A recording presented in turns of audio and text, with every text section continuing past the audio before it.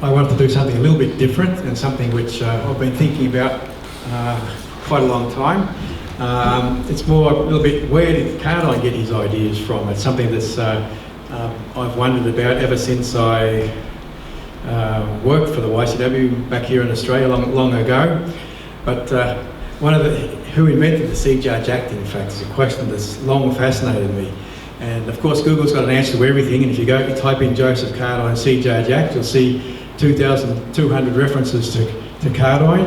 And if you type in Paulo Freire C Judge Act, you'll get 36,800 references. So it seems as if Google thinks that Paulo Freire invented the C Judge Act, and in fact, if you look up some of those references, that is definitely what some of those people believe. And this kind of shocks me that this is our heritage, that it could be misunderstood to such an extent. And certainly, I know for a fact that Paulo Freire never claimed to have invented the C Judge Act. In fact, I know from the YCW of Brazil, once they invited him to come and give them a talk, and his answer to them was, "What am I going to tell you? I learned everything that I know from Catholic action movements." That was certainly his own view of it.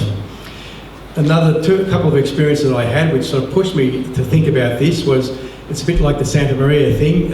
In 1981 we were trying to start the YCW in Sydney, and I got an invitation to meet a youth minister in the eastern region, and I proudly presented to her a C Judge Act program on migrants, always topical, migrant issues, and her reaction was, "But this is just child's play, this is childish, C Judge Act, I mean that's for kids, you know." I was totally deflated, of course, and didn't have a response. That was the worst thing, I really didn't have a response. Needless to say, there's still no YCW in the eastern region of Sydney. 10 years later, by this time I was working for the international YCW, and I was in Chicago. Another youth minister, whose wife happened to be a former YCW from Mexico, I tell him about C Judge Act, and his response was, "Yes, the C Judge Act is based on St. Thomas Aquinas' analysis of the virtue of prudence." So again, I was stunned. I've never heard this before. I have to pretend, "Oh yes, yeah, that's correct, yeah, no problem." But I didn't even dare to ask him, "Well, where'd you hear that, or where'd you get that from?" But of course, the thought stayed with me, and there was no Google then. A few years later, I finally got a copy of St. Thomas Aquinas' writings, and sure enough, as was also mentioned this morning by Max and Archbishop Simmons, yes, prudence, A, deliberate, B, judge, and C, commanding to put into practice. So yeah, that pretty much sounds like the C Judge Act of Cardijn. But of course, it doesn't necessarily prove that that's where he got it from. You know, was there a direct link? How did the Thomas Aquinas thing get into the YCW? Well, there is kind of a link, which is fairly evident straight off, and that is, of course, has also been mentioned, Cardijn studied at Louvain in the Faculty of Philosophy, which at that time was going through a renewal of Thomistic sort of thought under Cardinal Mercier. And so yeah, evidently there may well be a connection there. And certainly Cardijn also mentions one of his professors was a guy by the name of Maurice de Fourny, who was an Aristotelian expert, and in what today I think we'd call virtue ethics. He would, the good life, what it is to live the good life, the moral life, as they used to say in French, which actually is quite an important phrase, especially in Cardijn's early writings. Sometimes when you read Cardijn's early writings in French, you think he's always talking about the moral life of young workers, and you think, is this guy obsessed with the sin of the young workers, or what? Well, actually it's totally not the case. What he really means is the moral life of young workers in the Aristotelian sense of a virtue-based understanding of what it means to live the good life. And so certainly there is that sort of Aristotelian basis to Cardijn's thought, which I guess was also classical for many priests of that generation. However, there's another point in which is very critical. Yes, he also studied sociology, and he studied with this guy called Victor Brantz, who was a disciple of a French sociologist named Frédéric Laplay. Laplay was a mining engineer. He was an atheist socialist in his youth, seeing all the problems, but he developed a social conscience based on what he'd seen in the mining industry and wanted to do something about it, wanted to apply scientific sort of methods to solving a social problem. And out of that he developed what he called his method of social observation, which eventually became a social reform school in the sense of a group of philosophers or of scholars who work on the same principles. And this guy, Victor Brans, was his leading disciple in Belgium. And it's very clear when you read Cardijn's early writings from the period when he studied there, 1907 until the early 1920s. It's very clear Cardijn's Laplacian formation. All these articles display all the characteristics of Laplace sociological studies. However, Laplace did have a weakness, probably more than one, but anyway, one of them that was key was that after the 1848 revolutions in France, he abandoned his socialist thinking and everything and became much more conservative. He believed in a return to sort of basically medieval society where the ruling class will sort of work for the good of the people. So he had a totally paternalistic sort of approach, which is clear that Brans didn't accept that. But at the same time, the sociological methods that Laplace developed were extremely pioneering for that epoch. And it's clear there's a whole generation of priests right across France and Belgium from that period right up to even 1967. Remember the encyclical Populorum Progressio? It was drafted by a French Dominican called Lebret. And Lebret actually was also one of the last Laplacian scholars of that generation. Now that's sort of the first source that we can find of where Cardijn got his inquiry method, because that's what Laplace was basically on about, doing systematic inquiries, which he did right across Europe, literally right across Europe, from Ireland to the Ukraine.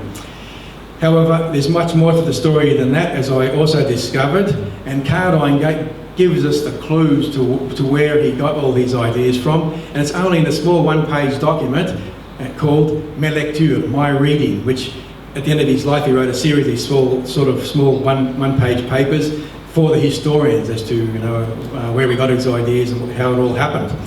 And on this page you read these, what I've put up there on the screen, age 14 to 18, L'École Menésienne, named after the famous French priest Félicité de Lamennais, and a series of other names which at that time, and I don't know about you, but I said I'd never heard of. Ollie Leprune or Gratry, Peggy a little bit, Spencer, no at that time, Manning, yes we've just heard about Manning again, Newman, Kane, people like that. Who are all these people? Anyway, we also notice Thomas Aquinas, no mention of him there, so it's sort of a little bit in contradiction to that earlier idea of Thomistic thinking as the basis of Cardijn's thought. Yeah, who is Lamennais? Well, this is where he was born actually, on this, just right behind the beach on the right there, at this beach called the Sion Beach in St Malo in Brittany, wild and place there. Born of an Irish mother, which is actually quite significant also. I believe that's where possibly Lamennais got his democratic ideas, because his mum was, at the time of the Irish revolution, or not revolution, but rebellion, fight for independence from the British.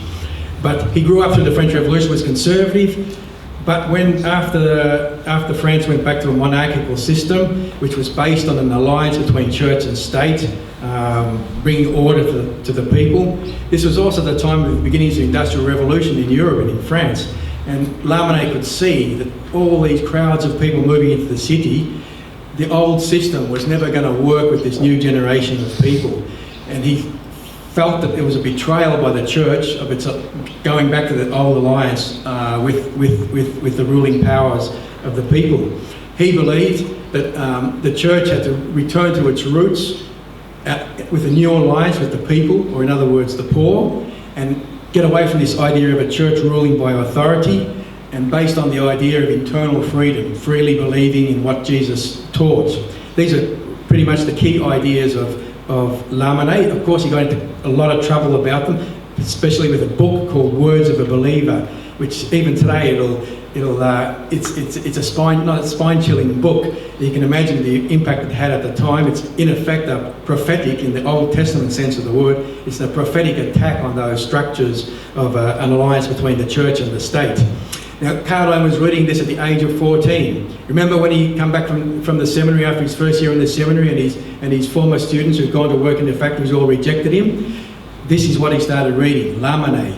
So here he's looking for a solution to the problem that he'd experienced in his own life of the church being rejected because of its failure to reach out to the working class. As I say, sadly, Lamennais was excommunicated. It's a long story to tell you all that.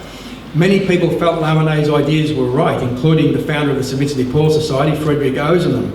But they believed, they maintained that it was possible to keep Lamennais' idea within the church, reconciling the church with freedom and democracy. Ozanam said democracy is the very gospel, and talked about the need to evangelise the working class and back the workers, actually, in that when Laplace went back towards conservatism, Ozanam called on Catholics in the church to stay with the workers during the 1848 revolution, because he saw that was the future.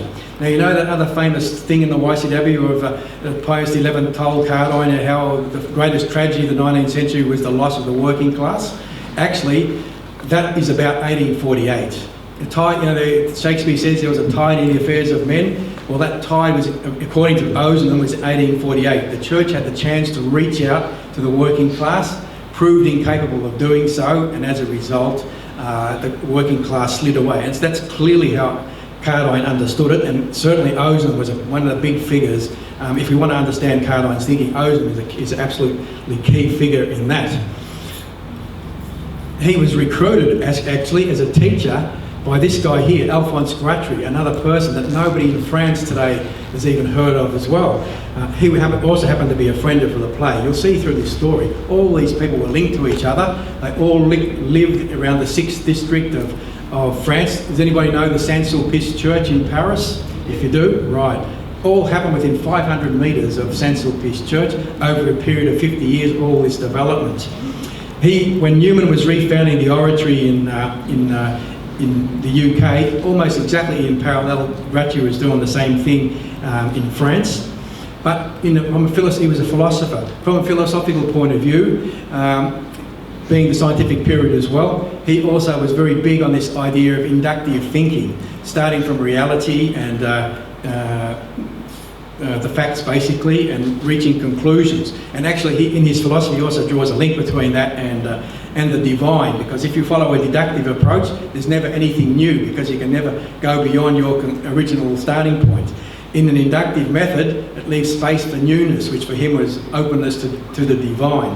And he developed what he called the three-part method, and you can see it there, based on sense, you know, with human beings, intelligence and will. Now that also might give you a clue there already. And that was later reinterpreted as a three-part method as based reality, reflection and resolution. Now there you go. I think we've already come pretty close to what we now know as the Sea Judge Act, with Alphonse Gratry there at that time. This guy also was a real visionary, no time to tell you about that, but you know, talk about the peace movement. This is also partly why he ended his life in obscurity, because he was a peace worker when France was at war with Germany back in 1870. One of his disciples was this guy, other unknown guy, today in France as well, Leon Ollie Laprune, also a follower of Newman and Laplace. In fact, he lived in the same apartment block as Laplace.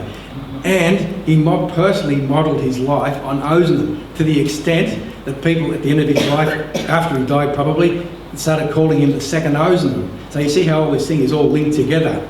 He was a teacher of university students, but who were destined in the French system to become university teachers. Some of his famous students included Maurice Blondel, Jean Jaurès, the founder of the Socialist Party, Emile Durkheim, the famous sociologist, and all these kind of people. But his most famous book is a book, very significantly, called Le Prix de la Vie, which in French is the price and the prize of life.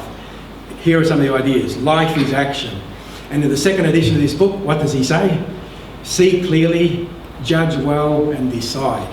Cardijn was reading this at the age of 18. Again, we can see here, you know, and as I say, he was an Aristotelian philosopher. So again, we come back to these notions of a virtue ethic based on the idea of the good life, learning to, yes, put into practice the idea of prudence. Because for Aristotle, the virtue of prudence was the virtue for people involved in political leaders. And in Ollie Laprune's thought was, in a world that's democratising, not only the leaders have to know how to be prudent not in the sense of being cautious and conservative, but prudent in the sense of knowing the right thing to do at the right time.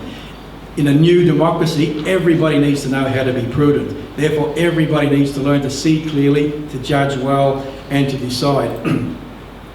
They were working in a school called Stanislas College, which, strangely enough, is where Hilaire Belloc also went to school in France there. It was a progressive school at the time. It was a university college, actually, as well. And Ozanam had taught there, and Gratry had taught there, And Leon Ollie Laprune gave speeches there, and this young guy called Mark Sanier was studying there, and he started a youth group within the college, and he said, every citizen must, 1, know the state of the country, B, seek solutions, 3, act. There you go, again, the CJAJ Act, this is in 1899. But his starting point again is life. This is the thought of Leon Ollie Laprune. If we're going to take action, we have to start from the life that we're living. And even the youth group that he called was originally known as the Crypt, because they met in the crypt of the school. Later it took the name of Le Sillon. Remember I showed you a picture of the beach, Le Sillon, because they were also followers of Lamennais. But you couldn't at that time say you were directly, overtly Lamennais, because he was excommunicated. So they take the name of the beach. Even most people don't even know that even up to today, most people don't know the connection between Lamennais' Sillon Beach and the Sillon, the movement, and the magazine which they founded.